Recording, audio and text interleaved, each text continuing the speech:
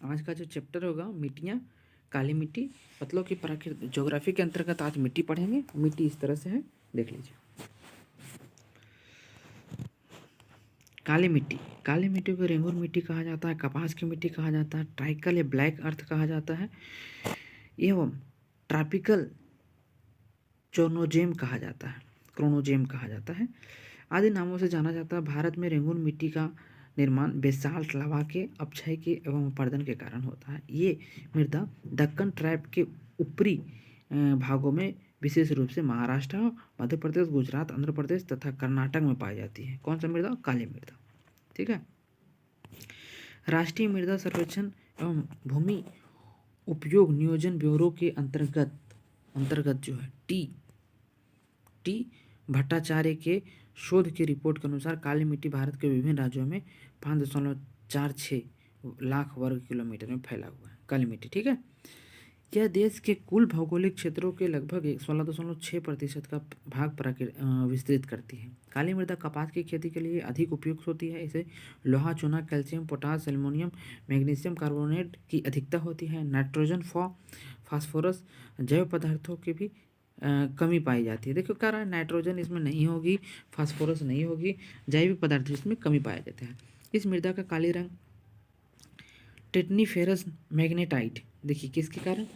टेटनीफेरस magnetite एवं जीवाश्म के उपस्थिति के कारण इसका रंग काला हो जाता है। ठीक है। अब काली मृदा देखिए मैप पे देखते हैं कहाँ कहाँ है। देखिए यही है काली मृदा, पूरा मैप पे यहाँ से इस शरीर में फैला हुआ है। तो कि ये गुजरात हो गया, महाराष्ट्र हो गया, मध्य प्रदेश हो गया, कर्नाटक हो गया, गोवा हो गया। गोवा के क्षेत्र में नहीं है, गोवा के क्षेत्र में काली मृदा नहीं है, गोवा में काली मृदा नहीं है, कछारी मृदा है। ठीक है। चलिए आगे देखो। तो काली मृदा का हम लोग देख लिए। अब काली मृदा है क्या? काली मृदा में तीव्र जल धारण करने की क्षमता होती है। यह भीगने पर ठोस और चिपचिपा हो जाती है। जब भीगने लगती है तो ये ठोस और चिपचिपा जैसा हो जाती है। सूखने पर असंकुचित एवं दरदरा हो जाती है। जब सूख जाती है तो दरदरा हो जाती है, फटल जैसा हो जाता है, दरार पड़ जाता है। इसलिए इसे स्व जुताई वाला मृदा भी कहा जाता है। इसलिए इसे कहते हैं खुद अपना जुताई खुद कर लेती है। जुताई का मतलब क्या है? मृदा को उलट पलट करना, है ना। इस मृदा का रंग गहरा काला होता है, हल्का काला होता है और चेस्टन की तरह होता है। क्रेब्स के अनुसार रेंगूर एक परिपक्व मृदा है जिसके निर्माण में विशिष्ट उपवाच्य और जलवायु का प्रमुख भूमिका होता है। मृदा में किसका किसका होता है? तो कारक उच्चवाच होता है, वहाँ के स्थल भूमि होता है, जलवायु, ये दोनों मिलकर मृदा के कारक का निर्माण करते।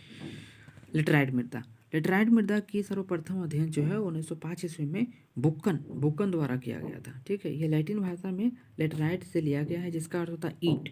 भीगने पर यह मृदा मक्खन की भांति मुलायम हो जाती है, परंतु सूखने पर काफ़ी हार्ड हो जाती है, ढेलेदार हो जाती है मृदा। ये मानसून दृश्य की मौसमी वर्षा वाली उष्णकटिबंधीय जलवायु में विशिष्ट रूप से पाया जाता है। उष्णकटिबंधीय भारी वर्षा के कारण होने वाली तीव्र विलक्षित क्रिया के परिणाम स्वरूप लेटराइट मृदा का निर्माण होता है। समझे? लेटराइट मृदा का निर्माण होता है। ये है कहाँ अपने भारत में? तो देखिए कहाँ कहाँ है लेटराइट मृदा, ये देख लेते हैं। ये यहाँ के जो है ये अपने पश्चिम बंगाल साइड में है। ठीक है। उड़ीसा में कुछ मृदा है, कुछ मृदा जो है अपना बॉर्डर पे मिलेगा, महाराष्ट्र और आंध्र प्रदेश के बॉर्डर पे मिलेगा, कुछ मृदा जो है छत्तीसगढ़ में मिलेगी। इस तरह से मृदा छिटी हुआ है। और ये देखिए कर्नाटक के जो कोंकण तट पे पूरा जो है ये मृदा पाया जाता है। कौन सा मृदा बाबू? तो लेटराइट, लेटा हुआ मृदा है ये। ठीक है। लेटराइट मृदा आंध्र प्रदेश की अपलक्षीय मृदा है। इसकी उर्वरता कम होती है। इस मृदा में लौह ऑक्साइड एवं एल्युमिनियम ऑक्साइड की प्रचुर मात्रा होती है, परंतु इसमें नाइट्रोजन, फास्फोरस, अम्ल, पोटास, चूना, कार्बनिक तत्व की कमी होती है। यह मृदा भारत में केरल पूर्वी तट के छोटे भाग में, उड़ीसा, छोटा नागपुर के पठार, पूर्वोत्तर में मेघालय और उत्तर भाग में पश्चिमी घाट में पूरा पाया जाता है, जो कहें तो कोंकण तट जो। यह राष्ट्रीय मृदा सर्वेक्षण का भूमि आयोजन नियोजन ब्यूरो के नियमित अनुसार नवीनतम रिपोर्ट के अनुसार ये मृदा का 1.80 लाख वर्ग किलोमीटर क्षेत्र में फैला हुआ है। इसका विस्तार केरल राज्य मालाबार तट में और उसके बाद महाराष्ट्र में। लेटराइट मृदा के रासायनिक गठन के ऊंचाई में सामान्यतः संबंध पाया गया है। इस मृदा कि निचले भागों की अपेक्षा ऊपरी भागों की मृदा अधिक अम्लीय होता है। देखिए निचले भागों की अपेक्षा ऊपरी भाग बहुत अधिक अम्लीय होता है ये मृदा। ठीक है, अब इसके बारे में क्वेश्चन है, भारत में लेटराइट मृदा के बारे में निम्नलिखित में से कौन सा कथन सत्य है? ये साधारण लाल रंग की होती है, नाइट्रोजन पोटास की वृद्धि होती है, समृद्धि होती है। इसका राजस्थान उत्तर प्रदेश के अच्छा विकास किया है। इस मृदा का टैपियोका और काजू की अच्छी उपज होती है। तो देखिए इसमें क्या है, इसमें बहुत सारा तो इसमें आंसर होगा नहीं, क्या होगा? देखिए 1 और 4 होगा। सिर्फ ये साधारण लाल रंग का होता है, इसमें काजू का और टेपियोका का उपज अच्छा होता है। नाइट्रोजन देखिए, नाइट्रोजन पोटास की कमी होती है, समृद्धि नहीं होगी, इसमें कमी हो जाएगी, कमी होगी इसमें। ठीक है, और राजस्थान उत्तर प्रदेश में नहीं है, कछारी के भाग में पाया जाता है, इसलिए राजस्थान गलत हो जाएगा, उत्तर प्रदेश में गलत हो, छोटा नागपुर के पठान भले ही है मृदा। ठीक है, इस तरह से मृदा जो है अपना क्वेश्चन ये सही होगा। निम्नलिखित में से कौन सा भारत के लेटराइट मृदा के संदर्भ में सत्य है? लेटराइट मृदा उच्च ताप एवं भारी वर्षा होने वाले क्षेत्र में विकास होती है। लेटराइट मृदा जैविक सूक्ष्म समृद्धि होती है एवं पश्चिम बंगाल, असम, उड़ीसा में पाई जाती है। तो देखिए सूक्ष्म में समृद्ध नहीं होता है, जैविक रूप से समृद्ध नहीं होता है, इसमें इसमें कमी होती है, समृद्धि की इसमें कमी होती है, सूक्ष्म जीवों की इसमें कमी होती है, इसलिए आंसर सही एक सही होगा, ये गलत हो जाएगा। ठीक है, इस तरह से मैं आपको, चलिए नेक्स्ट जो है हम देखते हैं दोमट या जलोढ़ मृदा। देखिए नदियों द्वारा लाई गई मिट्टी को जलोढ़ मृदा कहता है। राष्ट्रीय मृदा सर्वेक्षण एवं भूमि आयोजन नियोजन ब्यूरो की नवीनतम रिपोर्ट के अनुसार जलोढ़ मृदा जो है 33.5% भाग पर लगभग 11 लाख वर्ग किलोमीटर में विस्तृत किया गया है। यह मृदा पंजाब से असम तक फैला हुआ है। एक विशाल मैदानी भाग, साथ साथ नर्मदा, ताप्ती, महानंदा, गोदावरी, कृष्णा, कावेरी नदियों से घाटियों में फैली हुई मृदा इसी मृदा का निर्माण है। इसका निर्माण हिमालय तथा प्रायद्वीपीय से प्राप्त मालवा तथा अपसारी सागर द्वारा छोड़े गए गाद के कारण होता है। इसका रंग हल्का धूसर धूसर के बीच में होता है और गठन रेतीले के ढाली दोमट में मिलती है, बीज पाई जाती है। दोमट मिट्टी के पोटास, फास्फोरस, एसिड, चूना जैव पदार्थों की प्रचुर मात्रा में पाई जाती है, परंतु इसमें नाइट्रोजन, ह्यूमस की कमी होती है। किसमें? दोमट मिट्टी में। ठीक है, फलीदार फलों के खेती से इसमें तेजी से नाइट्रोजन का स्थिरीकरण संभव होता है। देखिए फलीदार पौधों जैसे चना हो गया, जो दलहन पौधा है उसकी फसल लगाने से इसमें क्या होगा, नाइट्रोजन की वृद्धि भी हो जाएगी। किसमें? तो दोमट मृदा में। ठीक है, ये मृदा सिंचाई के सर्वोपरि भी होता है, जिसका मदद से इसमें चावल, गेहूं, गन्ना, जूट, कपास, मक्का, तिलहन फसल, फल, साग सब्जी की खेती की जा सकती है। सामान्यतः दोमट मृदा जो है 40% बालू के कण और 40% मृतिका और का कण होता है और 20% गाद से मिलता है। गाद मतलब पशु कण होता है। बलुआई दोमट मृदा जो है, अब देखिए बलुआई दोमट मृदा ये जल धारण क्षमता सबसे कम होती है, क्योंकि इसमें रेत भारी मात्रा में पाई जाती है। रेत भारी मात्रा में पाया जाती है किसमें? बलुआई में। ये देखिए अपने पास बलुआई मृदा कहाँ पे है, जलोढ़ मृदा कहाँ है? तो देखिए कि पूरा इधर के भाग से लेके, देखिए इधर के पूरा भाग से लेके यहाँ से लेके इधर पूरा भाग तक है। इसका मतलब जलोढ़ मृदा की विस्तार सबसे ज़्यादा है। ठीक है, चलिए जलोढ़ मृदा को 2 भागों में बांटा गया है, विभाजन किया गया है। देखिए नवीन जलोढ़ मृदा या खादर कहते हैं इसको। यह मृदा कई विस्तार नदी के बाढ़ मैदानी क्षेत्र में पाया जाता है, जहाँ प्रतिवर्ष बाढ़ के दौरान मृदा की नवीन परत जम जाती है। इस मृदा की साधारणतः जल धारण करने की क्षमता जो है सदैव उर्वरा बनाए रखती है। प्राचीन जलोढ़ मृदा जिसको बांगर कहा जाता है, बांगर मृदा की अस्थिर बाढ़ की पहुँच से दूर कुछ ऊंचाई पर होती है। यह मृदा के रंग गहरा पीला हो जाता है, रक्तभर हो जाता है पाया जाता है, जिसमें चूनेदार कंकड़ के पिंड अधिक पाए जाते हैं। बांगर मृदा पर लवणीय और क्षारीय प्रपृष्ठों के कारण से रेह का जमाव हो जाता है। देखिए लवणीय और क्षारीय के कारण रेह जमा हो जाता है। रेह मतलब उजला जैसा जमा हो जाएगा, उजला जैसा मिट्टी। यह मिट्टी के ये मिट्टी कम उर्वरा हो जाती है। इसके नियमित उर्वरा की आवश्यकता होती है। इसमें नियमित उर्वरकों का आवश्यकता होती है, मतलब खाद देना पड़ता है हम लोगों को, रासायनिक, जैसे यूरिया, DAP देना पड़ेगा।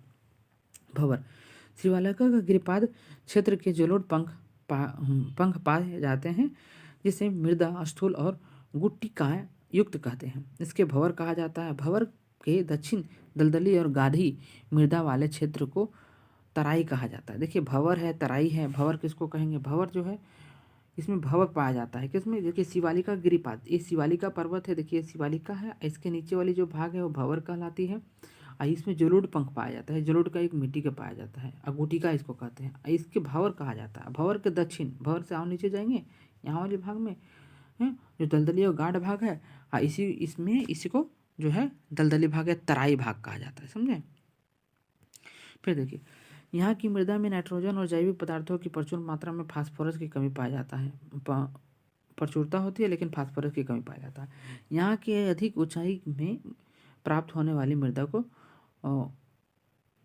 राढ़ नाम से भी जाना जाता है। जो अधिक ऊंचाई में जो प्राप्त होती है जलोढ़ मृदा, उसको राढ़ कहा जाता है। तो पूछ देगा राढ़ किसको कहा जाता है, तो उसी को कहा। जलोढ़ मृदा के संदर्भ में निम्नलिखित में से 4 कथनों में से सही को चुने। यह भारत के कुल भाग के 14% में पाया जाता है। इस मृदा के फास्फोरस एसिड भरपूर मात्रा में पाया जाता है।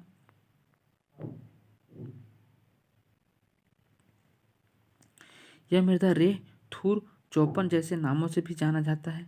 यह मृदा उपज नहीं होता है। तो देखिए इसमें सिर्फ 2 सही है कह रहा है। इस मृदा की फास्फोरस एसिड भरपूर मात्रा में पाया जाता है। तो देखिए ये जो फास्फोरस एसिड जो है भरपूर मात्रा में पाया जाता है, यही सही कथन यही है। ठीक है, नेक्स्ट क्वेश्चन जो आपका है, भारत में सबसे अधिक उपजाऊ मृदा कौन सा है? तो ये जलोढ़ मृदा ही है, जो नदियों द्वारा लाया गया मृदा होता है। नवीन जलोढ़ और पुरानी जलोढ़। तो नवीन जलोढ़ सबसे ज़्यादा है, पुरानी जलोढ़ उससे कम होगा। मिट्टी विविधता क्या है? मिट्टी विविधता जो देखिए राष्ट्रीय मृदा सर्वेक्षण और भूमि उपयोग नियोजन ब्यूरो की नवीनतम रिपोर्ट के अनुसार लाल मिट्टी भारत के लगभग 8.7% लाख वर्ग किलोमीटर फैला है, मतलब 26.8% क्षेत्र पर विस्तृत है। लाल मिट्टी का निर्माण जलवायु परिवर्तन के परिणाम स्वरूप रेवेदार का आंतरिक सैलों के विघटन एवं विनियोजन से हुआ है। इस मृदा के सिलिका एवं आयरन की बहुलता होती है। इस मृदा का लाल रंग फेरिक ऑक्साइड की उपस्थिति के कारण होता है, लेकिन जलयोजित रूप से यह पीला दिखाई देता है। लाल मृदा में चूना, मैग्नीशियम, पोटेशियम, फास्फोरस, नाइट्रोजन एवं ह्यूमस की कमी पाई जाती है। इसका विस्तार मुख्यतः पश्चिम तमिलनाडु, कर्नाटक, दक्षिण महाराष्ट्र, छत्तीसगढ़, तेलंगाना, उड़ीसा और छोटा नागपुर के पठार में पाया जाता है। देखिए इस तरह से।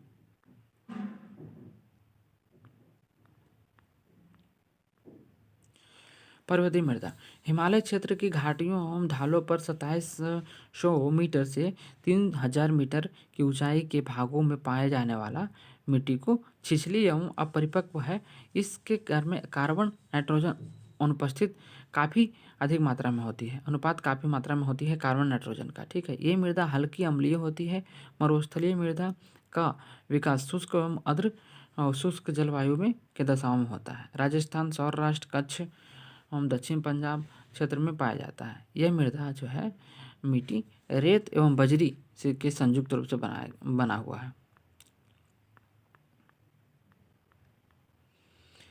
इसमें जैव पदार्थों में नाइट्रोजन की कमी पाई जाती है। दलहनी फसलों वायुमंडलीय नाइट्रोजन स्थिरीकरण के द्वारा इसमें मृदा में संभव है। ये भरपूर हो जाती है। मृदा के नाइट्रोजन का स्थिरीकरण करने वाला प्रमुख फसल इस प्रकार। देखिए नाइट्रोजन स्थिरीकरण कौन कौन करेगा? अल्फा एक घास है, समुद्री घास है। ठीक है, ड्राई बेसिन बीन्स, मतलब कि सूखा जो बीन्स होगा वो करेगा। जो हम लोग बीन खाते हैं ना उसको फ्रेश बीन कहते हैं। गर्बेजो बीन्स, ठीक है। मटर जो ये हरा मटर होता है ना, छिम्बी, सोयाबीन भी दलहनी है। और उड़ीद या मूंग, ये भी दलहनी है। तो इसको उगाने से हम लोग को क्या कर सकते हैं? नाइट्रोजन की मात्रा बढ़ा सकते हैं। किसमें? लाल मृदा में। लाल मृदा बहुत ही महत्वपूर्ण मृदा भारत के लिए है। अब देखिए इसमें मिलान करना, जलोढ़, काली, लाल और मरुस्थलीय मृदा, राजस्थान, उत्तर प्रदेश, महाराष्ट्र, आंध्र प्रदेश। तो मिलान कर देते हैं हम लोग। थोड़ा सा पीछे आते हैं, मिलान करना है। देखिए कैसे होगा? तो कह रहा है देखिए जलोढ़ मृदा, जलोढ़ कहाँ पाया जाएगा? तो जलोढ़ उत्तर प्रदेश। काली मृदा कहाँ पाया जाएगा? तो महाराष्ट्र क्षेत्र में। लाल मृदा कहाँ पाया जाएगा? देखिए ये मरुस्थलीय क्षेत्र में। लाल मृदा कहाँ पाया जाएगा? तो आंध्र प्रदेश क्षेत्र में। ठीक है, इस तरह से मिलान हो गया। आगे बढ़ते हैं।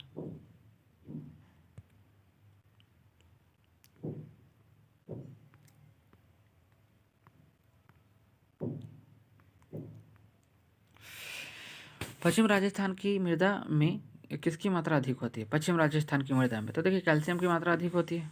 पूछा गया क्वेश्चन, IAS 1993 में पूछा गया था ये क्वेश्चन। अभी हम लोग देखेंगे अम्लीय और क्षारीय मृदा। अभी तो हम मृदा के प्रकार देख लिए थे, हम लोग जलोढ़ पढ़े, काली पढ़े, जलोढ़ पढ़े, लाल पढ़े, है ना, लेटराइट पढ़े। अब देखिए हम लोग पढ़ते हैं अम्लीय और क्षारीय मृदा। मृदा का पीएच मान कम होना मृदा की अम्लीयता को दर्शाता है। पीएच मान के अधिक होना मृदा की क्षारीयता को दर्शाता है। अधिक अम्लीय या अधिक क्षारीय मृदा सामान्य फसलों के लिए उपयुक्त नहीं है। ना तो अधिक अम्लीय ना तो अधिक क्षारीय। सामान्य फसलों उगाने वाली मृदा जो पीएच मान 6 से 7 के बीच में होना चाहिए आवश्यक है।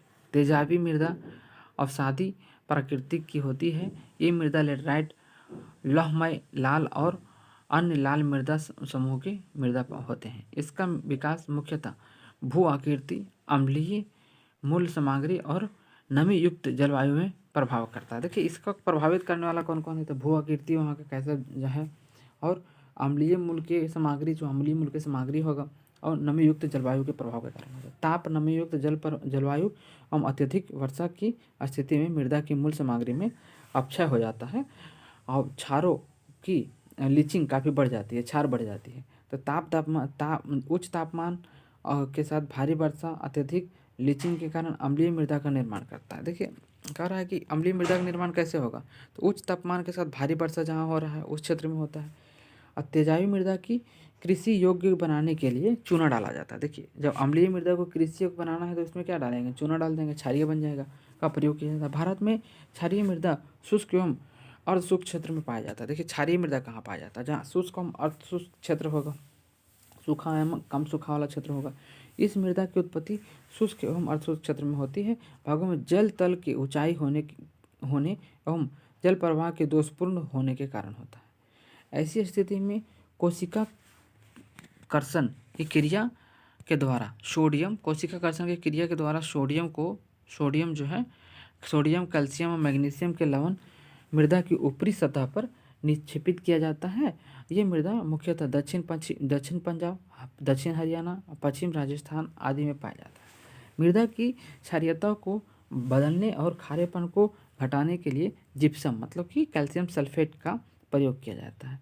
साथ ही चूने की लीचिंग के लिए कम से कम 1 फीट जल की भी आवश्यकता होती है। चूना भी लीचिंग कर देते हैं इसी के साथ।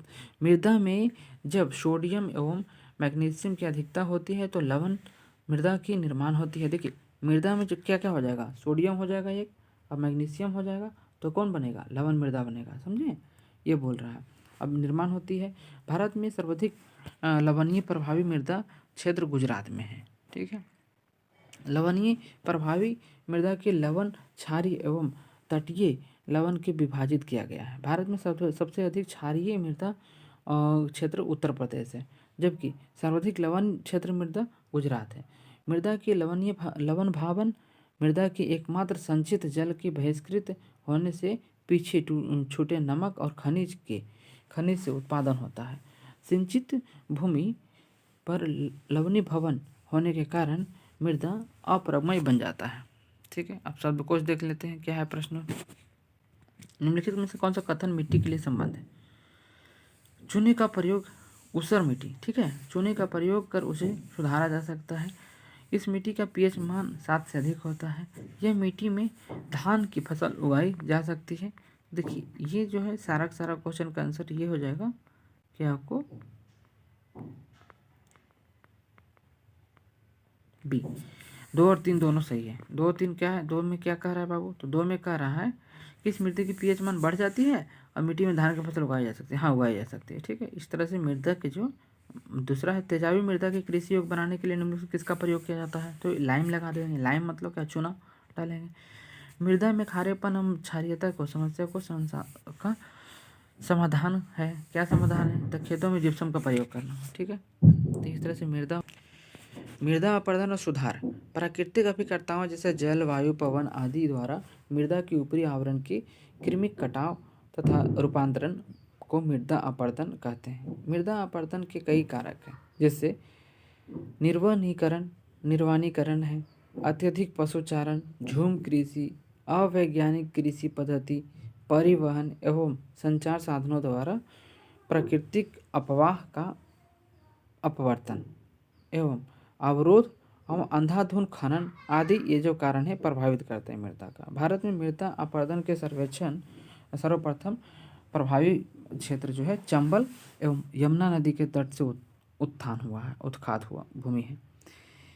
पश्चिमी हिमालय की गिरिपाद क्षेत्र जो है शिवालिका पहाड़ी पाद के क्षेत्र इसमें शामिल है। छोटा नागपुर पठार तापी से साबरमती घाट तक का क्षेत्र है।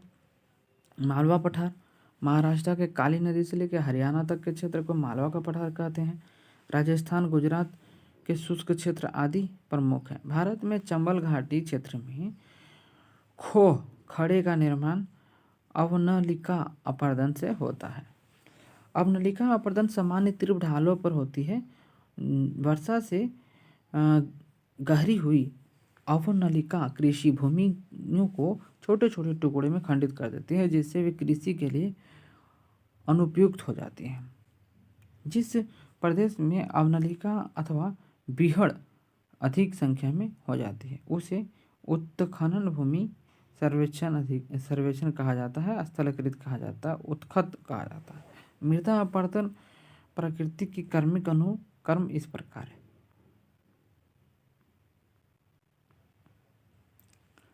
अस्फाल बूंदाघात अपरदन वर्षा की बूंदे की मिट्टी का आघात से मृदा कणों में पृथक्करण को अस्फात या बौछार या बूंदाघात अपरदन के नाम से जाना जाता है। परत अपरदन जब मृदा जल के साथ बहने लगता है तब परतदार अपरदन कहता है। रील अपरदन जब मृदा की छोटी या कम गहरी नलियां बन जाती है। अवनलिका अपरदन जब रील अपरदन की नलिका बड़ी और विस्तृत हो जाती है। धारा चैनल अपरदन जब जल एक मोटी धारा के रूप में प्रवाहित होने लगती है और चैनल को तब तक अपरदित करता है जब तक कि वो अस्थिर ढाल प्राप्त नहीं कर लेता है। समूह मतलब ज्वार किसी अन्य फसल की तुलना में भूमि अपरदन के लिए अधिक उत्तरदायी होता है। मृदा संरक्षण के संबंध में संचालित पद्धति में शर्करा बेदांगी निर्माण वायुरोधक के भारत के उपयुक्त माना जाता है। मृदा सुधार के अंतर्गत फसल चक्र मिश्रित खेती और बहुफसलीय खेती द्वारा मृदा की उर्वरता के पोषण में सुधार कर सकते हैं। जैसे आप गेहूं के साथ साथ में आलू लगाएं, आलू के साथ में चना लगाएं, इस तरह से आप कर सकते हैं और फसल की मृदा में सुधार आ जाएगी। ठीक है, इस तरह से क्वेश्चन आया कि भारत में निम्नलिखित में से किस क्षेत्र में मृदा अपरदन की समस्या गंभीर है। गंभीर कहाँ? शिवालिका के गिरिपाद क्षेत्र में सबसे ज़्यादा है मृदा अपरदन के क्षेत्र की